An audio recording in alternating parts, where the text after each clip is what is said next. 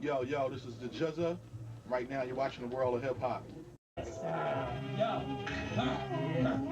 Tang Clan ain't nothing to fuck with. Wu Tang Clan ain't nothing to fuck with. Wu Tang Clan ain't nothing to fuck with. There's no place to hide. Stop, step inside the room. Stop the door. Prepare for the boom. Bam. Oh man. Slam. Damn. Scream like cuz. And Clan ain't nothing to fuck with. There's no place to hide. Stop, step inside the room. Stop the door. Prepare for the boom. Bam. Oh man. Slam. I've been tossing and forcing my style is awesome. I'm causing war, family,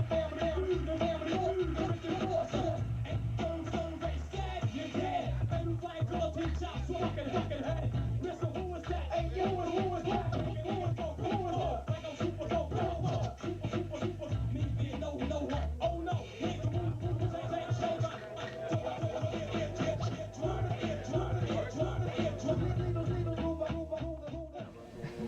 L.I. You know? Represent. What up? GZA, Wu Tang. Alright, yeah, man. Good looking on keeping that W thing alive and all of that. You know? Word up. You got a show tonight, right? Yeah, I got a show. Don't ask me the name of the place, 'cause I don't ever remember. But I'm out here. I think it's Toad's place, downtown. Downtown, yeah. I get everything twisted, but the rhymes. All right, that's what's most important right there. You know what I mean? For the fans, yeah, that's what they don't. Yeah. They don't want to hear me talk about anything else unless it's dealing with music or playing. Keep those rhymes coming. Speaking of which, when's the next time we can get another project from you? Well, I just finished the album with DJ Muggs from Cypress Hill. Okay. So you should expect that sometime this year, maybe in the later part of the year. All right. Working on a mixtape album now, Baby Grand Records. All right. So that features myself and various other artists. All right. You know, maybe a few Wu members, but on the Muggs LP, it's mainly me, myself. Right. And maybe one or two other artists. RZA, Prodigal Son is on there. Okay. Not your first time collaborating with DJ Muggs either? Nah, of course not. All chemistry is great. I mean, we have great chemistry together. His beats is in there. You know, he makes some real hot shit. All right. You know, I like laying it down with the brother, you know? Okay. All right. Yeah. Talk about how you're feeling Cats in this day and age lyrically, because you're often regarded as one of the best lyricists, period, in the game, and to me, one of the more underrated artists of all time. I look at it how I looked at it back in the 80s and the 90s. I mean, even nowadays, I mean, you know, one thing about Wu Tang members, we are lyrical swordsmen, and we do lay it down lyrically. And there's always, you know, you're gonna have very few that's very sharp with the tongue, very swift, you know, as far as rhymes. Then you're gonna have a whole bunch that's not as lyrical. I mean, it's always been like that in the hip hop game. You know, everyone can't be the greatest. You know, everyone can't be great. Some are better than others, and some, you know how it is. Yeah. I mean, as far as on wax, you know, there's a lot of shit out there that's not lyrical. You know, that's you know what I'm saying. You know, it's always been about the lyrics for me, from day one. Right. It's always been, even before it was about making records, because we was doing it before it was on wax, as far as I remember. You know, when I started. You know, way before hip-hop became popular in that sense. Right. Or mainstream, so it's always been about lyrics, you know, but nowadays it's about the beat first. It's about music. Sometimes people are just into the music. Sometimes I don't even hear the music, you know, so it all depends on the lyric, the flow. Right. It's like, you know, if you hear someone killing the trap real hard, like when I heard the Jadakiss jump off, you know, after 50. Right. I overlooked the beat. The beat was kind of, you know, the beat was like this to me. But I was like, whoa, he's slaying it right there. So it's always about lyrics for me. And there's always going to be a lot of people out there that's not as lyrically sharp as others. You know how the game is. But there's room for that, because hip-hop is forever changing.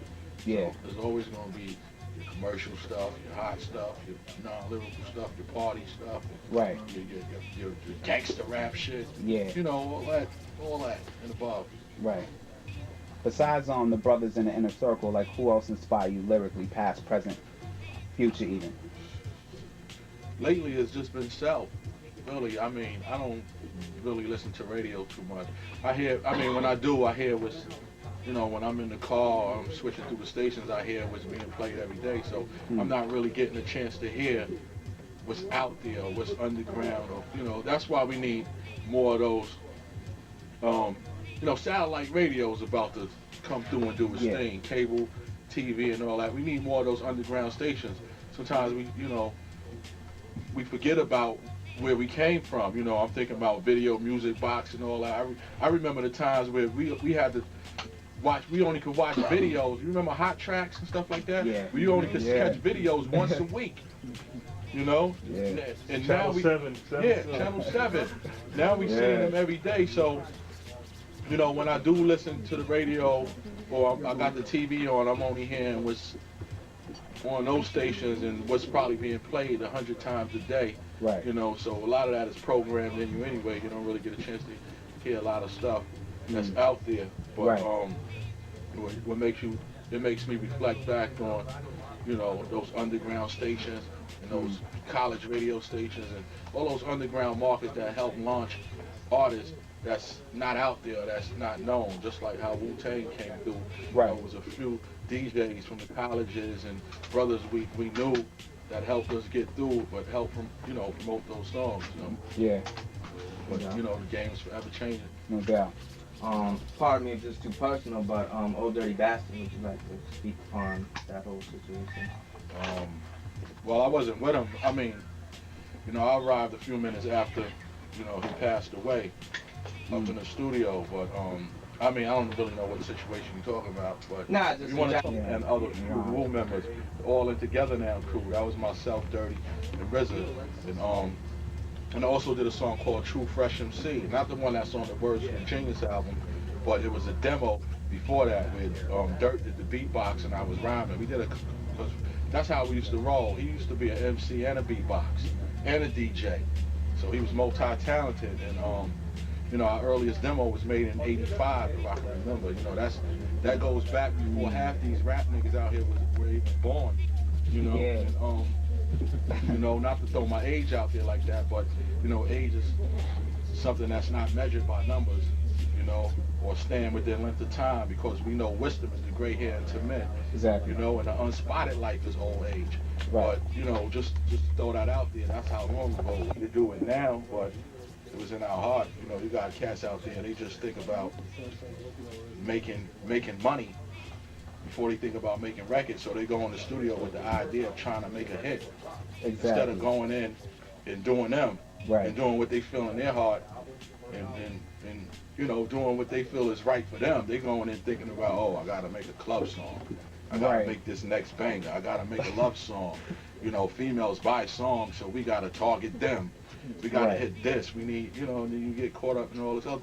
You just gotta do you. However the song is gonna come, it's gonna come out. Right. And if it's an up-tempo beat, more than likely it might be a club song. Right. But brothers be so twisted, if they hear a club beat, then they feel they gotta be in the club on a song. Exactly. They gotta be at the bar, buying the bar up, talking to the honeys, pulling up in the flyers whips, they gotta, and it wasn't like that years ago. When a brother had a fast beat, Kane might have had many beats that could have been rocked in a club, which he did.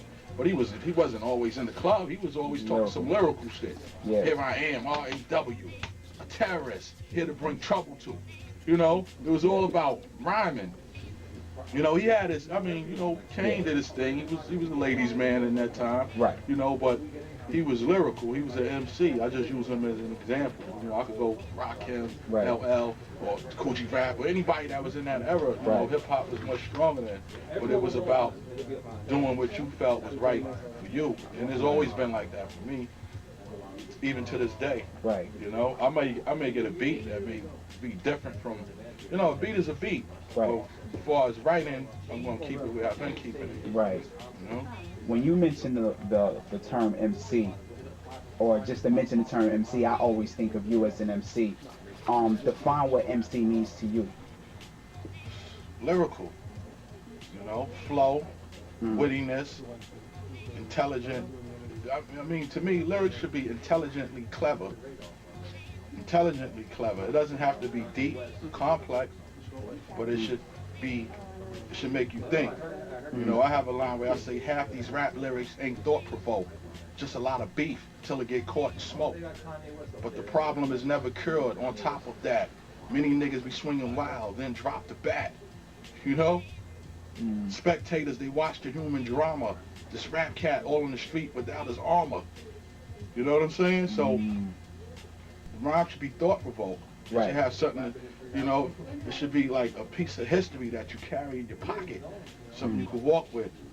That's MCing to me. That's taking, it's like when Ross said I could take a phrase that's rarely heard, flip it, now it's a daily word, because that's what he did. Right. You know, and nowadays it's just a whole bunch of similes that MCs think are metaphors. Exactly. You know, I'm tall like this, I'm big like that, I'm hard like that. And sometimes it's ridiculous. I mean, they doing them, I guess. Right. But it's not, you know, I don't think they're putting their all into it. I don't think, you don't even have to put your all, but I don't think they're putting any effort at all. Any effort, you know, to write something clever. Everything is just, you know, is the same. So MCing for me is just about being lyrical, being sharp, being swift. Like I said, I've lived for this. This is all we used to do. Right. This is all I used to do. I used to just sit down and think of ways to just put stuff together. Think of ways of, we used to dream about battling a nigga the next day or something like, you know. Right, exactly. It was in us, but it was all respectful. It was never a disrespectful thing how it is nowadays. We never used to get disrespectful until one time we battled this crew called the Diss Masters, and I see why they were called Diss Masters. You know, they was from Bed-Stuy. They had a song called, their biggest song was called Small Time Hustler. You know, they lived around the corner from me. And me and Dirty battled them, and they was coming with all kind of foul profanity and your mother this, your mother that, and damn near got into a fight because we never used to come like that. But after we went home, we started writing rhymes like that just to hold and just to have. But that wasn't what we were really about. We were just about keeping it lyrical, keeping that flow, keeping it sharp. Okay. Can I ask a question real quick? How do you feel about the respect that Wu Tang gets now compared to everybody else? I think in the eyes of the public, I mean, we always get respect. You know, that's why I'm here now. That's why it was people out there, you know, with my first album that I put out in '91, and that's respect to me. And we still get that. I mean, we go out on the road, and you know, we just was in Europe last year. And we were cheering them up. And the kids in the crowd was like 16 to 23. So somewhere along the line, they caught on.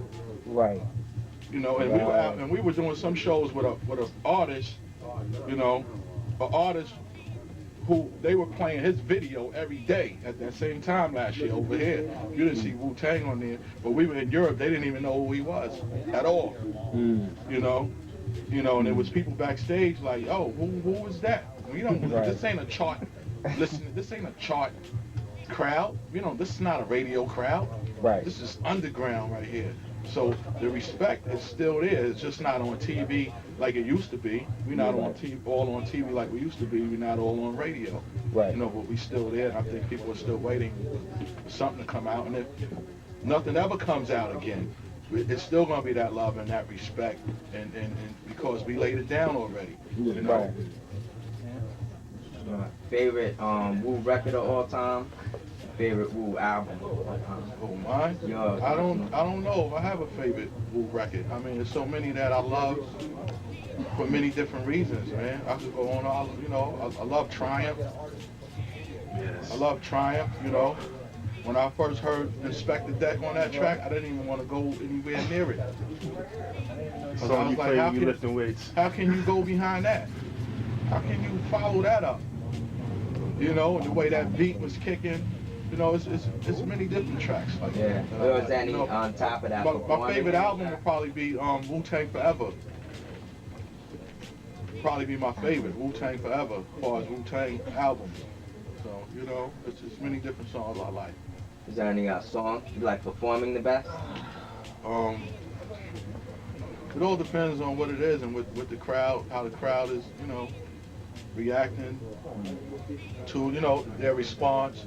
I mean, I love performing everything, especially a song that's loud and can be heard and simple. You know, I mean, each song I love to perform. If I didn't, I wouldn't even do it. Right. You know, unless it's Wu Tang performing and that song happens to come on. But when I'm rocking for Dolo and whatever's on, I'm just gonna, you know, do what I have to do. Shameless plug. What you think of the cop shop store? Oh, I love it, man. Nice vibe in here, you know, love and respect. Treat a brother real well, very well. You know, it was good to see fans was lined up with albums, the first album, the second album, the third, posters, even other Wu Tang Clan members' albums, you know, waiting here. I showed up about an hour later than I was supposed to, you know, because of the traffic and other reasons, but they were still outside, they were waiting, you know. That goes back to his question, that's respect, that's love, you know. They didn't turn their backs and say, oh, he's not coming. I think even if it would have been 20 degrees outside, they would have still been there, you know, until the store closed, because that's how fans are. They would have gave up when the store closed. Like, all right, he never made it. But you know, it's just a great thing, man. You know, it's just a great thing. Not to have anything out in 2-3 years. Yeah. So it's a good thing. Yeah. So, it's love. Peace. Yeah, this is the GZA checking out Zone 5. We're going to 2005, not 96.